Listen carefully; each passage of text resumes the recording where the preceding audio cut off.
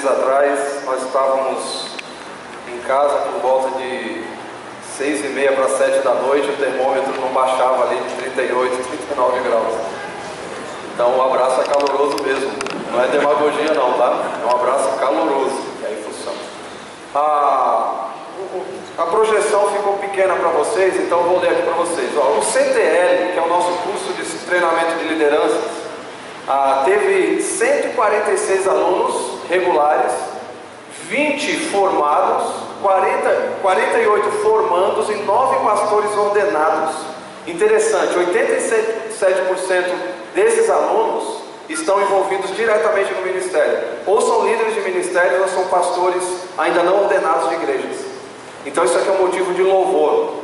Nós temos hoje alguns filhotes do CTL que tem acontecido lá.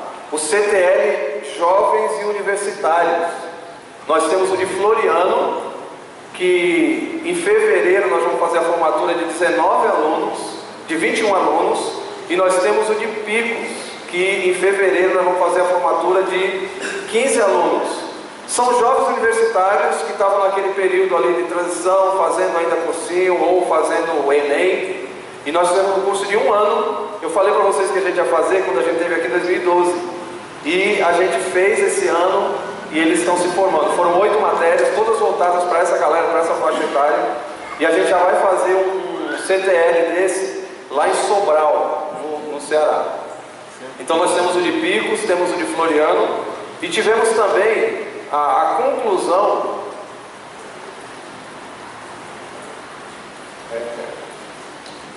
Será que sou eu o problema? Passou? A conclusão do CTL a conclusão do CTL de Floriano aconteceu, os 4 anistas, eles tiveram a formatura. E nós vamos ter a formatura do CTL de Picos. Começamos o CTL em Teresina. Então, para quem não nos visitou até hoje, porque Picos é distante, eu concordo que é distante, você tem que pegar o avião até Teresina e viajar mais 5 horas até Picos. Nós estamos de mudança para Teresina, por força do crescimento do ministério para o lado do Ceará e a possibilidade de alcançar o Maranhão, nós estamos indo para a capital. E assim a gente vai ficar só a 300 quilômetros de cada trabalho. Porque morando em Picos a gente estava a 600 quilômetros de alguns trabalhos. Então em Picos a gente vai estar perto de tudo. Vai ficar melhor. Em Teresina a gente vai estar perto de tudo. A gente está mudando para Teresina. E antecipamos, em parceria com 2 igrejas batistas, um CTL com 46 alunos regulares. Mas nós temos a possibilidade de bater 50 alunos durante esse ano. Então é um projeto novo. A gente está só no 3º módulo lá em Teresina. Então acho que eu vou te pedir para passar. Acho que é mais... Agora foi. Esse aqui é o CTL de Picos que a gente está concluindo. E em fevereiro a gente vai formar essa turma. Também são 4 anistas. Interessante, tem um senhor aqui. Esse senhor aqui, ele é o irmão Conrado. Quando eu convidei ele para estudar, ele já é um senhor, ele já tem mais de 60 anos. E ele falou: olha, eu não estudo há muito tempo, não sei se eu vou conseguir acompanhar. Ele fez os 2 anos CTL, se formou, fez agora mais 2 anos, se formou nos 4 anos. E aí ele veio para mim e falou assim: e mestrado? Como é que a gente faz? É possível? Eu falei: é possível?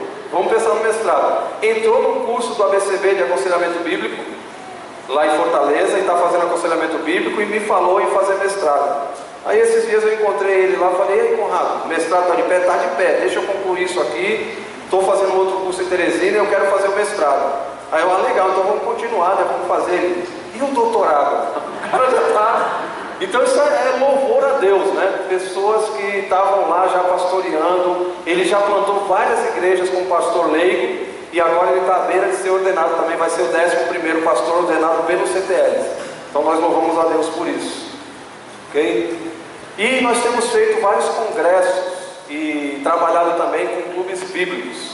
Os clubes bíblicos, eu acho que vários aqui conhecem, é o Ministério do Palavra da Vida Mundial. A gente tem trabalhos com crianças, adolescentes e jovens, e a gente ajuda a turma a organizar trabalhos regulares nas igrejas, para quem ainda não tem um trabalho regular com adolescentes, jovens ou crianças. Isso aqui é um clube bíblico típico lá da Serra. nós passamos o treinamento e os próprios jovens dirigem os clubes. Aí eles fazem o estudo bíblico, eles fazem o lanche e depois eles fazem o banho de piscina nordestino lá da nossa região, né? Que é uma boa e velha mangueira. E aí a turminha se alegra lá com um pouco de água para poder concluir as atividades dos clubes bíblicos. Então isso aqui é um clube bíblico típico, né? São poucas crianças, mas quem faz os clubes já são alunos ou pessoas influenciadas pelo CTL ou pelo Palavra da Vida, e eles estão reproduzindo o modelo. E a gente entende que para alcançar o sertão, nós temos que trabalhar com essa descentralização, né? A gente treina locais e esses locais fazem o trabalho. Eles têm feito esse trabalho muito melhor que nós, eles só precisam de instrução e treinamento. E pedidos de oração por 2016. CTL Teresina, que já está acontecendo. CTL de Sobral, provavelmente em março a gente faz o primeiro encontro. Queremos fazer a primeira semana de acampamento em julho. Estamos trabalhando para isso. Temos uma parceria agora com o Palavra da Vida de Recife para fazer day camps para alunos de escolas públicas. Eles vão passar um dia com a gente no acampamento, sem pagar nada. Recebem lá um lanche, um almoço e aí atividades durante o dia e evangelismo para essa turminha. Maratona esportiva dia 1º de maio, a gente quer começar essa tradição que já acontece aqui em São Paulo, lá. Clubes bíblicos que nós pretendemos abrir, trazer esse trabalho para a base em Recife, que não existe hoje, implantar clube bíblico em Teresina, agora que a gente vai morar lá, e avançar para Sobral, no Ceará, e para o Maranhão, que tem pedido ajuda já há algum tempo. Então nós louvamos a Deus pela parceria, por tudo que tem acontecido lá, e pedimos que vocês continuem orando pela expansão do trabalho. Pelos nossos cálculos, nós ainda temos um final de semana livre no mês, então a gente ainda não definiu onde no Maranhão a gente vai estar trabalhando, mas assim que a gente tiver isso fechado, a gente passa aí para vocês. E para quem quer nos visitar e tinha medo da distância, agora a gente vai estar na capital, gente, numa boa promoção aí de voo Corujão. Você vai pagar aí uns R$100, R$200 no máximo, ida e volta. Você desce em Teresina, a gente está conseguindo um apartamento do outro lado da rua do aeroporto. Então não vai ter desculpa, a pé dá para atravessar, mas eu vou de carro te buscar no aeroporto. Eu atravesso a rua, alimentação, hospedagem por nossa conta, você só precisa bancar o Corujão. E se a gente conseguir aí com os day camp lucro, a gente também vê algumas passagens, só para ter o prazer de ter vocês lá com a gente. Louvamos a Deus pela vida de vocês e queremos que vocês continuem orando, né, acompanhando aí. Nosso site já está no ar, depois de 7 anos conseguimos colocar o site no ar, pvsertão.org, e lá tem todas as informações, fotos semanais, tudo que a gente faz, a gente já consegue jogar lá no site, aí você pode acompanhar, tá ok? Louvamos a Deus por isso. Eu queria orar, agradecendo a Deus pela vida de vocês, pedindo para que Deus nos dê oportunidades de termos vocês lá com a gente, fisicamente, vocês já estão em oração e com ajuda financeira, e pedir também para que Deus nos abençoe com o entendimento aqui da palavra, para que a gente possa praticar. E Vitor, pode trazer a Bíblia, por favor? Eu esqueci aí no banquinho. Senhor nosso Deus, nós te agradecemos por essa parceria que vem trazendo tantos frutos, tão pouco tempo, tantos pastores ordenados ali, tantos alunos que têm estudado, têm se apaixonado pela teologia e pelo ministério, tantas possibilidades ali no nosso sertão. Obrigado a Deus pela parceria dessa igreja, que tem sido fiel, não só nas ofertas, mas também acompanhando, comentando postagens, orando por nós. Obrigado a Deus porque nós temos esse privilégio de ter igrejas parceiras aqui que têm sustentado nosso ministério lá.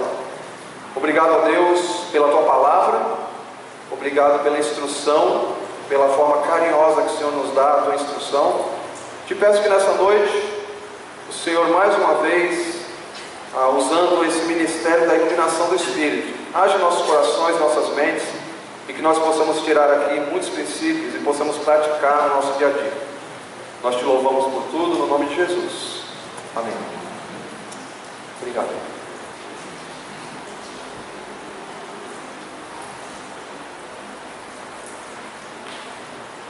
Para eu não ficar aqui preso, eu vou te pedir, aí tu vai passando. Acho que fica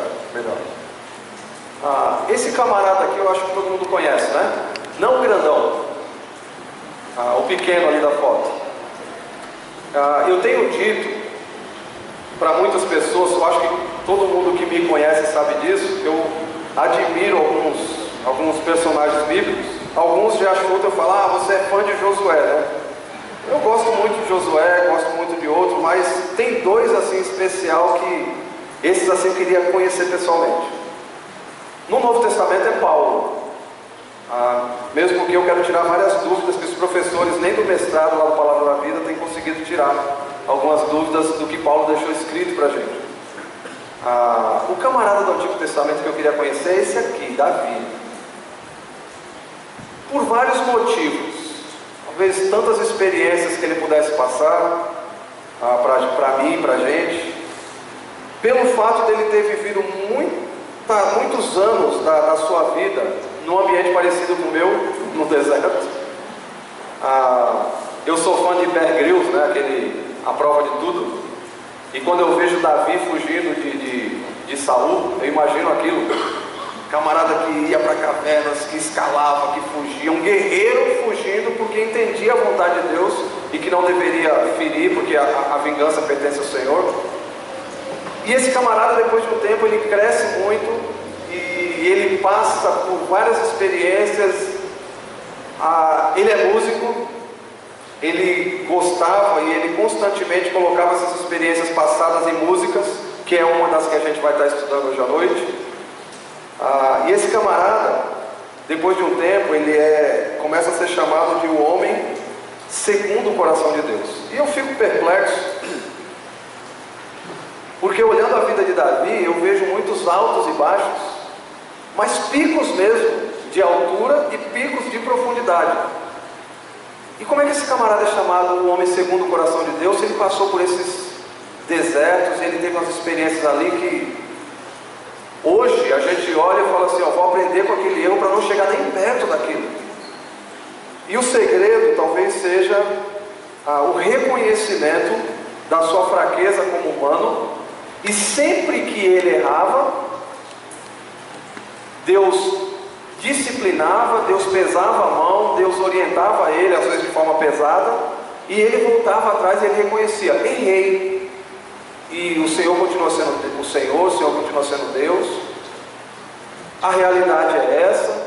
Às vezes ele colocava de forma assim, tão didática para a gente, eu errei mesmo, eu pequei mesmo, e olha, eu reconheço no Senhor. E ele deixava para a gente assim uma declaração, e vocês aí para frente, ele colocava para Israel, mas os princípios servem para a gente.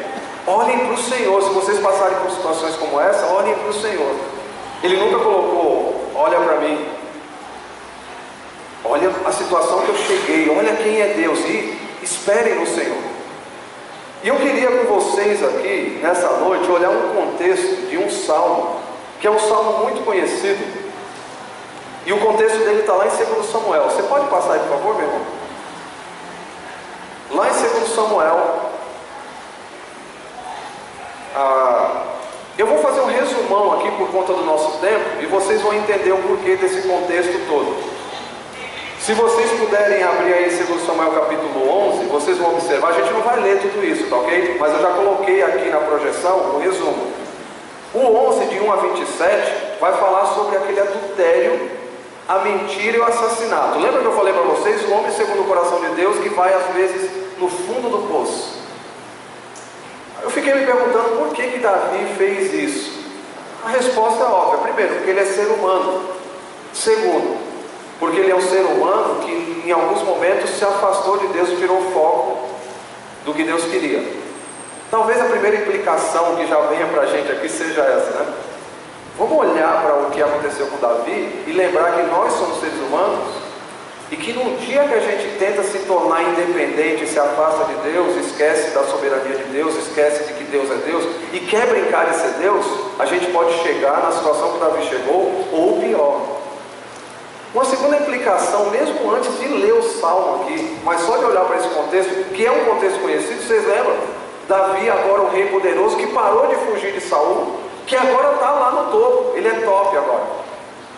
Ele esquece então, momentaneamente, ele dá vazão para o coração dele, e ele fala: bom, deixa eu brincar um pouco de ser Deus, eu quero aquela mulher, e para querer aquela mulher eu vou fazer o que eu sou o cara, eu sou o tal. Ele esquece momentaneamente que Deus é Deus, e naquele momento há então o adultério, a mentira e o assassinato, tudo isso aqui no capítulo 11. Eu espero que vocês tenham muita curiosidade durante a semana, deem uma lida aí se vocês tiverem tempo, em todo esse contexto. No capítulo 12, de 1 a 23, acontece o juízo por parte de Deus. Se vocês observarem, ele é visitado então lá pelo profeta, e é até interessante porque aí ele costuma me dizer que o pecado emburrece, porque quando Davi ouve o relato que é contado, olha, existia um homem que era assim, assim, assim, ele fez assado e ele pecou e ele errou. Qual foi a resposta de Davi? O que esse homem merece? O pecado emburrece, né? Ele não percebeu, envolvido com o pecado dele, que ele era esse homem.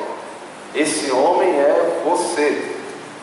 Juízo por parte de Deus, e agora Deus abrindo o coração de Davi ali, mostrando para ele o seu problema.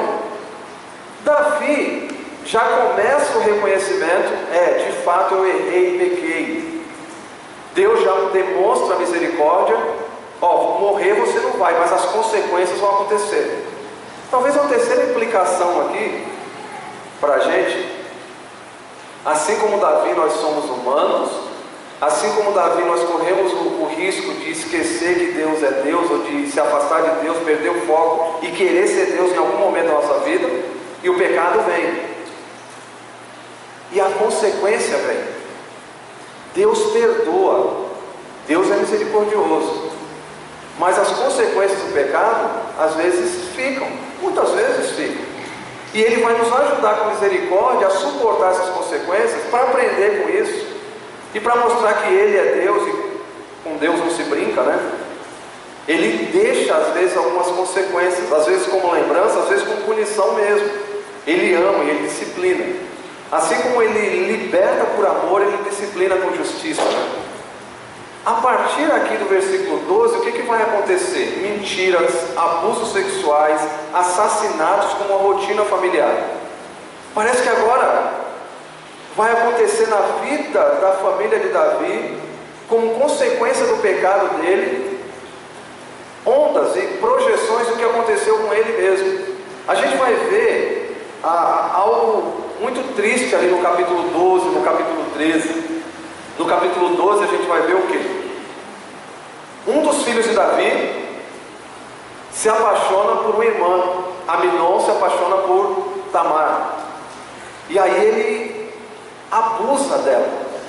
Agora Davi, ele tem a disciplina de Deus sobre ele, ele tem um filho estuprador, e ele tem uma filha envergonhada e estuprada. Será que isso é uma consequência pesada para uma família? E a família do rei, daquele ungido, daquele que aprendeu a duras penas a fugir de um rei tirano, e agora ele passando por essa situação. Só que o caldo aqui ele vai tornando mais ainda. Por quê? Porque o outro filho, o bonitão, o Absalão, esse camarada, ele vai vingar a irmã. E o que ele faz? Mata o irmão. Agora ele tem o quê? A vergonha do pecado. Ele tem um filho estuprador, uma filha estuprada, um filho estuprador assassinado agora, e um filho assassino. Quando eu comecei, eu estou revendo os contextos dos salmos que eu já preguei aí no passado, estava até comentando com o pastor. Às vezes a gente não olha tanto o contexto e não dá tanta importância para o salmo, ou para o que o salmo quer dizer, porque não olha tanto esse contexto. Quando eu comecei a olhar esse relato e ver isso mais a fundo, eu fiquei pensando: os problemas familiares que eu tenho são fichinha. Não, porque são meus problemas são meus problemas. De Davi eram de Davi.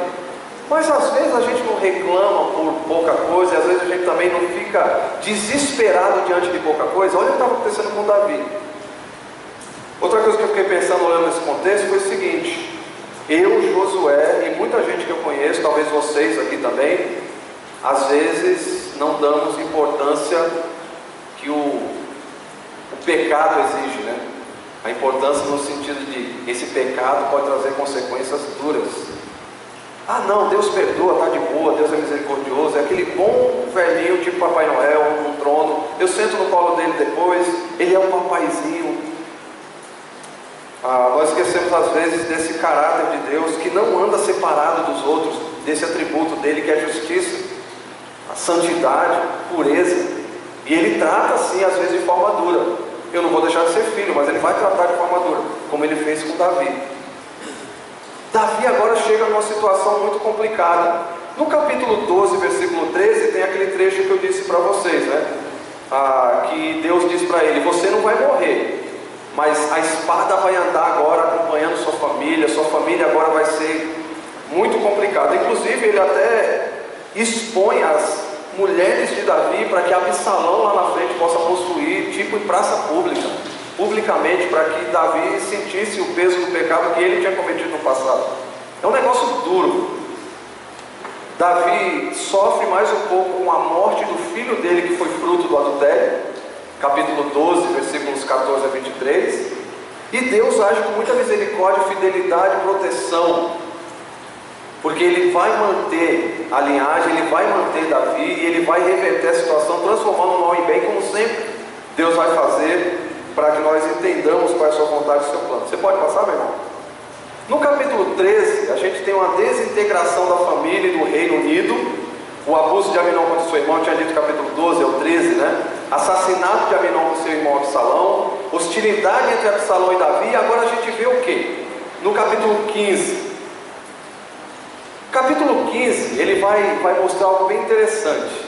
Absalão agora se revolta contra Davi, e ele não achou o suficiente a matar o irmão e está naquela situação, ele quer um reino.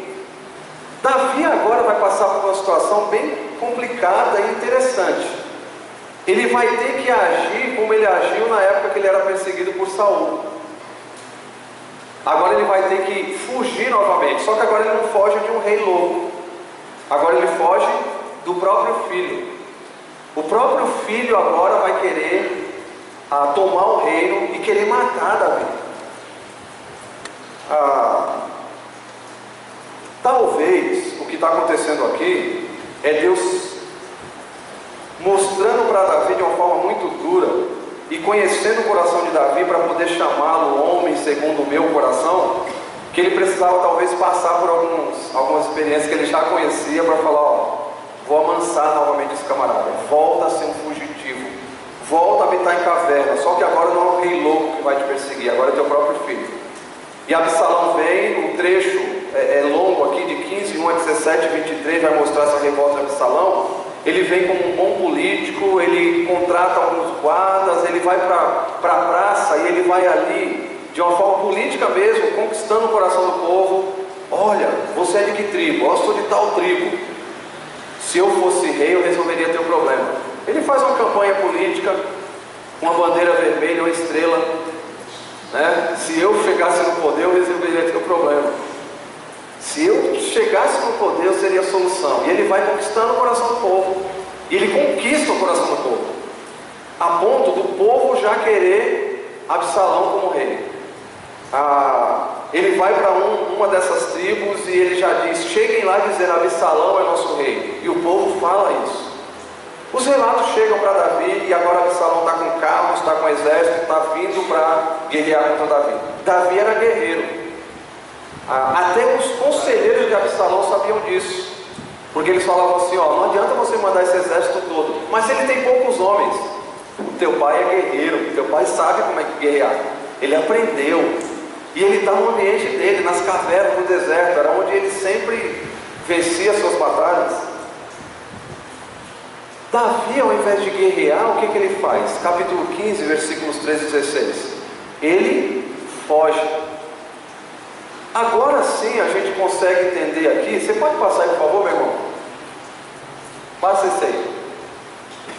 O resultado final da revolta de Absalão é uma nação em tumulto, com um governo desmoralizado, aceito pelas tribos por falta de melhor opção. Tudo isso por causa do pecado, tudo isso porque Davi se afastou de Deus. E as perguntas aqui, antes da gente ler esse salmo e tirar as implicações, e eu? E você? Duas opções: vamos passar e correr o risco de passar por esses erros sem olhar para os erros do passado e aprender de forma até inteligente, não preciso errar desse jeito, já aprendi com o erro dos outros. Ou eu vou correr o risco e falar assim, bom, com Davi foi com Davi, eu vou fazer o que eu quero, eu vou brincar um pouco de ser Deus. Duas opções: ou aprender com Davi, ou correr o risco e tentar aprender com a disciplina por causa dos nossos pecados. O salmo que eu quero compartilhar com vocês é o salmo que Davi escreveu no momento da fuga, Salmo 3, curto, vocês conhecem. E talvez vocês conheçam esse salmo por causa de uma música que talvez vocês tenham cantado aqui. O pastor Ademar de Campos, que popularizou essa música, Como Cresceram os Meus Inimigos. Muitos são os meus adversários. Talvez até tenham cantado aqui. Várias igrejas que eu passei conhecem essa canção. Vamos ler os trechos desse salmo. Ele é um salmo de lamento, e os salmos de lamento eles têm uma estrutura própria e fixa. Primeiro ele clama a Deus, depois ele faz um lamento inicial, depois ele vai clamar, fazer uma petição para Deus. Às vezes ele vai descrever o que ele quer que Deus faça, ou reconhecer o que Deus fazer com o inimigo, nesse caso aqui, e depois ele faz um louvor declarativo, dizendo, eu aprendi com esse Deus, e ouçam, gerações futuras, ouçam quem é esse Deus, não façam a mesma coisa que eu fiz, reconheçam nesse Deus, um Deus misericordioso, mais justo. Então você pode passar, por favor? Nós vamos ler os trechos do Salmo, já vendo algumas implicações.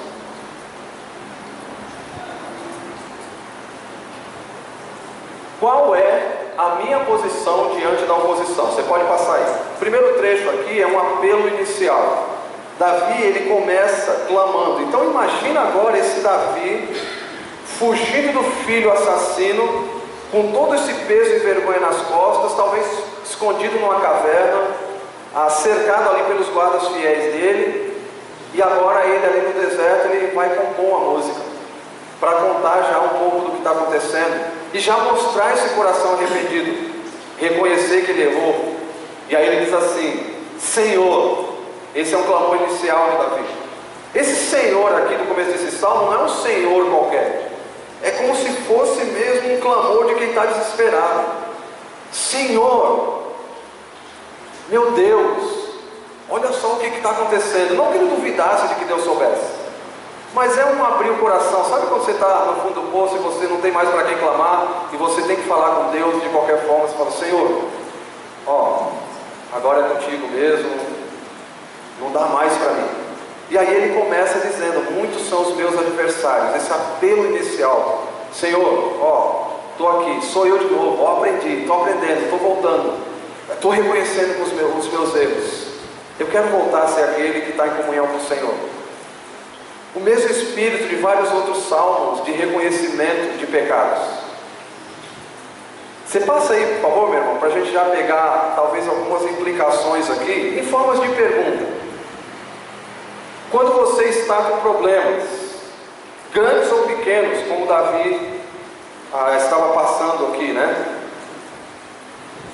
Será que você para pensar inicialmente, será que esses meus problemas são frutos de falta de comunhão com Deus ou de algum pecado? Aí eu fiquei pensando, subindo um pouco a escala de abstração, não, esse salmo não se aplica a mim porque eu não errei. Mas lembra que por causa do pecado de Davi, a família toda foi atingida, e as oposições chegam às vezes mesmo quando nós não fomos o agente do pecado, somos parte de uma família. Isso pode ser na nossa família, isso pode ser na família da fé aqui da igreja. Quando um erra, todos são atingidos, e quando eu erro, eu acabo atingindo a todos. O fato é, quando a oposição chega, e quando chegar em 2016, e vai chegar, e quando o problema chega, sendo fruto do teu pecado ou não, quando você está com problemas, como é que você age? Tenta achar a solução sozinho?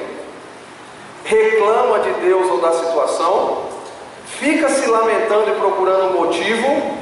Se afasta de Deus e entra em depressão? Acha que tudo o que acontece com você é injusto? Ou clama para Deus? Clama a Deus. Eu confesso para vocês vocês que nem sempre, diante dos problemas, a minha primeira reação é o item 6 aqui, nem sempre. Às vezes eu acho que é injusto o problema que eu estou passando, não encaro a realidade. Às vezes eu quero achar a culpa em alguém, às vezes eu quero empurrar para alguém, às vezes eu nem analisei se é fruto do meu pecado ou não. Muitas vezes nós não reclamamos para Deus, né? Nós reclamamos de Deus e fugimos de um clamor. Estou com problema? Tá ok, o problema é realidade. E aí, existe o Deus maior, se eu filho desse Deus, vou clamar para Ele.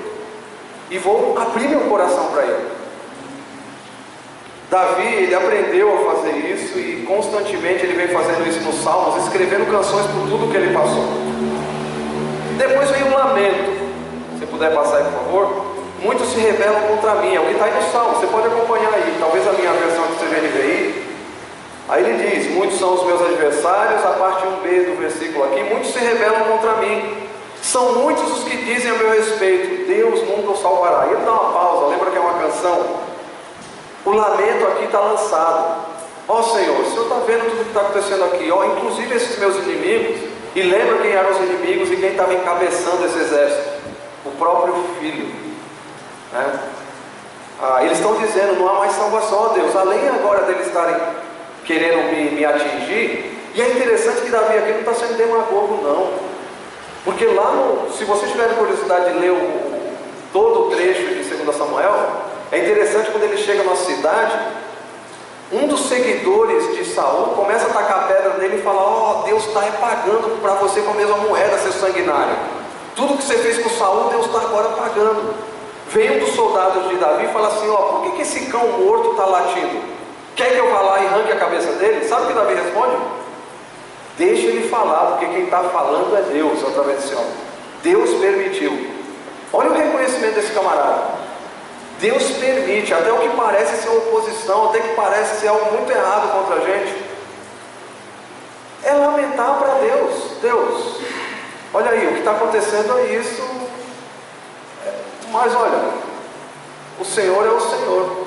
Agora Davi não está sendo demagogo, querendo livrar a própria pele, porque ele fala, ó, mas olha aqui, Senhor, eles estão falando agora do Senhor. Não há salvação para ele, é Deus. Como não há salvação para ele? Agora parece que ele, no próximo trecho do Salmo, você pode ler aí, uma expressão de confiança, ele já vira aqui, né? Mas tu, Senhor, é o meu escudo. Ele já começa um cântico de agradecimento e de expressão de louvor a Deus. Mas olha só, a luta, passa aí meu irmão, a luta contra quem deve ser. Quando a oposição chega, e você está nessa situação parecida com a de Davi, você alimenta seus ídolos? Eu fiz uma pequena lista, existem outros ídolos. Justiça própria, quem aqui age com justiça própria diante da oposição dos problemas? Sabe justiça própria? Temor de homens. Eu não posso confrontar, eu não posso fazer, eu não posso falar, porque senão o que vão achar? O que vão... Vitimização. Porque comigo é assim mesmo, sempre comigo, porque... Controle. Ou status e poder. Quando esses ídolos do coração são alimentados nessa situação, ao invés da gente se voltar para Deus, a gente vai cavar mais ainda o buraco. Eu não sei se você já fez um mapa do teu coração para saber se você lida com esses ídolos. Eu fiz essa lista porque são listas que rondam meu coração, mas existem outros ídolos. Essa lista ronda constantemente meu coração. Vocês conhecem o Josué, que vem uma vez por ano aqui. Ele é tão bonzinho, até camiseta ele traz agora para vocês. Ele é um cara legal, um cara com a praça, um cara tranquilo, um cara talvez da linhagem de Absalão, né? Bonito, alto, da ponta dos pés ai. Talvez do coração de Absalão, né? Não da aparência de Absalão. Vocês não me conhecem. Esses ídolos aqui, justiça própria. Esse camarada fez isso, mas no coração fica aquele negócio, se eu pego, né? A vitimização direto, aí de que eu diga. Quando a gente discute, quando a gente discute algumas coisas, nos momentos raros da nossa vida, como de 21 anos de casamento, nos momentos raros de discussão, quando o Josué que segue o coração de Absalão talvez, ou de Aminon, quer fugir da discussão e fala, tá certo, tu tá sempre certo, eu sou errado mesmo. Vitimização. Quando o problema chega, eu alimento esses ídolos do coração. Davi parece que agora está com a ferida exposta, ele não vai alimentar isso. Ele joga tudo para Deus. O Senhor está sendo aqui agora questionado. Estão dizendo que no Senhor não há salvação. Ele não está mais preocupado em se defender. Ele está agora preocupado em manter a comunhão com Deus. Será que a gente, diante das dificuldades e dos problemas, se preocupa em se defender e manter nossa aparência, ou se preocupa em estar em comunhão com Deus? Talvez a prova mais clara seja no momento de disciplina, até na igreja, ou no momento que você tem que ter um pecado tratado, confessado, resolvido com o irmão. Eu tenho que manter a aparência, ou eu tenho que expor isso e falar, minha comunhão com Deus está acima, e a reputação desse Deus soberano não pode ser manchada, tendo um filho rebelde. Perguntas aí para a gente aplicar. A expressão de confiança, passa aí, meu irmão, já no meio do salmo agora.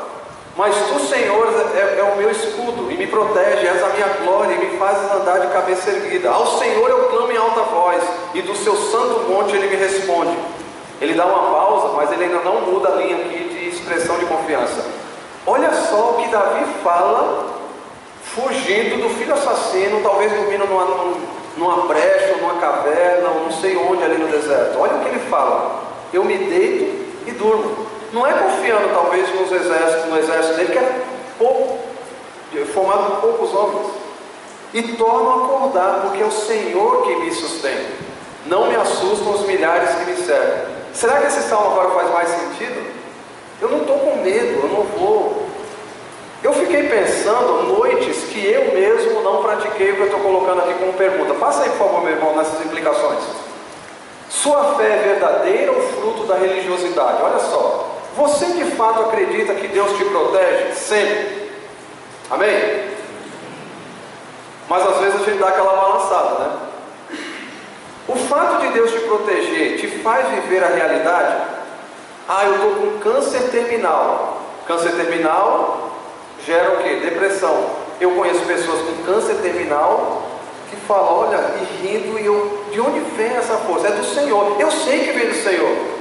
Mas eu me conheço, será que naquela situação eu estaria assim?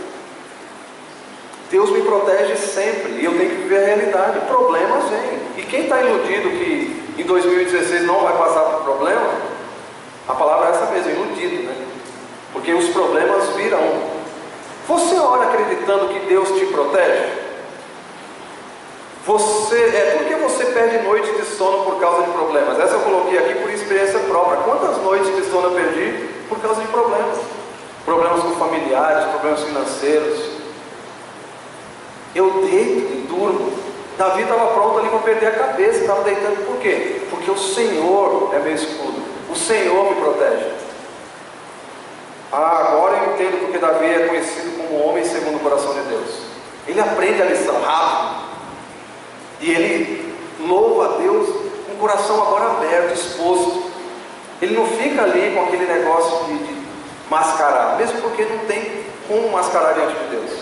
Então Davi, mesmo passando por esses baixos, ele é um homem que confessa e que deixa para a gente também esse exemplo.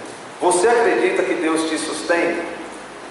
Perguntinhas aí para a gente começar o ano, né? Já pensando como é que eu vou agir diante do problema. Fica a dica. Então, hashtag fica a dica. Leia o Salmo 3 e pratique diante dos problemas que vão chegar. E vem a petição. Passa aí, por favor, meu irmão. Ele, como não é um leão domesticado, né? Levanta-te, Senhor, salva-me, Deus meu. Volta o Davi guerreiro, agora com o coração aberto, agora leve, confessou para Deus, reconheceu que Deus é Deus, quebra o queixo de todos os meus inimigos, arrebenta os dentes dos ímpios. Parece uma linguagem pesada, né? Mas é a realidade da guerra. E quem vai fazer é o Senhor. Ele só estava triste porque ele reconhecia tudo isso, mas ele não queria que o filho dele morresse. Você vai ler o relato lá em 2 Samuel, e ele fica muito triste quando o filho dele morre, mas ele sabia que Deus ia fazer o que tinha que ser feito. As implicações para isso, você pode passar aí, por favor? Só vou te pedir mais 2 vezes, só faltam 2 slides.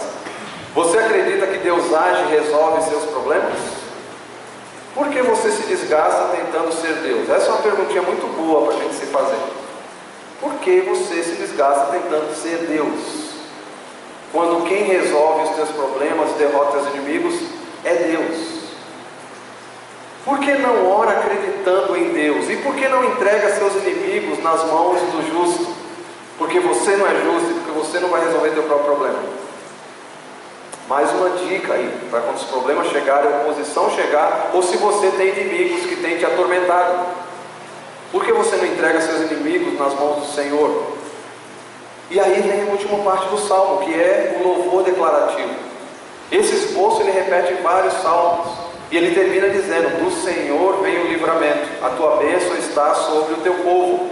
E ele termina deixando para a gente essa declaração. Gente, é Deus, é no Senhor.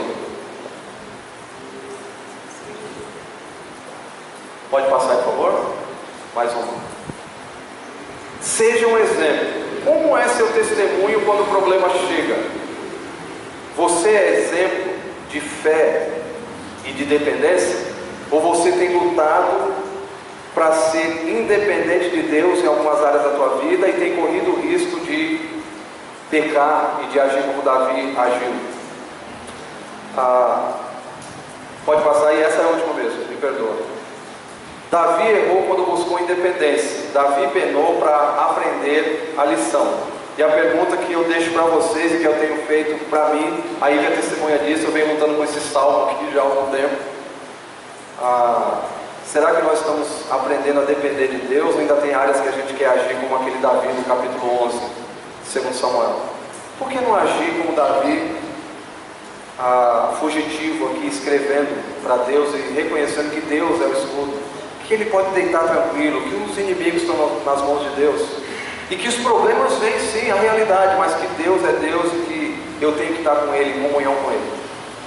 Perguntas para a gente responder diante desse salmo: como cresceram os meus inimigos, muitos são os meus adversários. Uma salvação para ele, Deus, mas aí Davi rompe nesse louvor: mas tu, Senhor, és o meu escudo, e a glória e a força para vencer. Do monte para o monte eu olho, é de lá que vem o meu socorro. É Ele que vem, destrói meus inimigos, quebra o queixo, arrebenta com os meus inimigos. E ele termina dizendo: do Senhor é que vem a salvação e é nele que eu tenho que me apoiar. Amém? Eu queria encerrar de uma forma diferente, já que o Ed Mota está aqui, eu não posso perder a oportunidade. Eu queria cantar uma canção com vocês. Eu acho que vocês conhecem. Aquela que diz assim, é do Sol, baseado acho que no Salmo 51, enquanto eu calei o meu pecado. Vocês lembram dessa canção antiga? Eu posso me arriscar a tocar no violão. Eu não desafio. Você, violonista, me presta, por favor? Aí o menino do baixo, o baterista, posso quebrar o protocolo e chamar a banda? Posso? Por favor. Você pode vir, Ed, e os outros. Eu queria cantar essa canção com vocês. Ive, tu pode vir só aqui no banco da frente. Eu queria que batesse uma foto eu tocando do lado do Ed. Eu não posso perder a oportunidade. Eu vou poder tocar aqui também. Tu me presta o violão?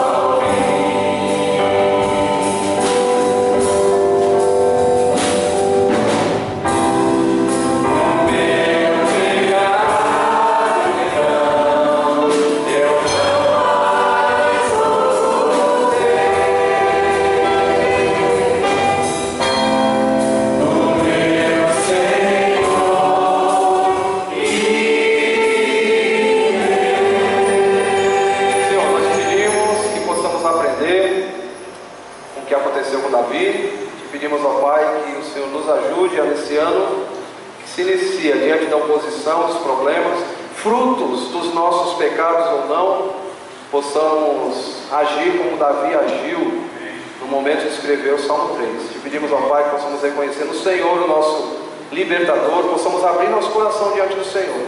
Se alguém aqui nessa noite chegou aqui com algum pecado oculto, com alguma coisa que precisa ser confessada, que seja confessada para o Senhor, que seja deixada, que seja exposta para o Senhor venha, resolva esses problemas, esses pecados, nos ensina, ó Deus, a agir de acordo com a Tua vontade, buscar sempre no Senhor a solução para os nossos problemas. Te pedimos isso e te agradecemos no nome de Jesus. Amém. Obrigado, irmãos. Obrigado.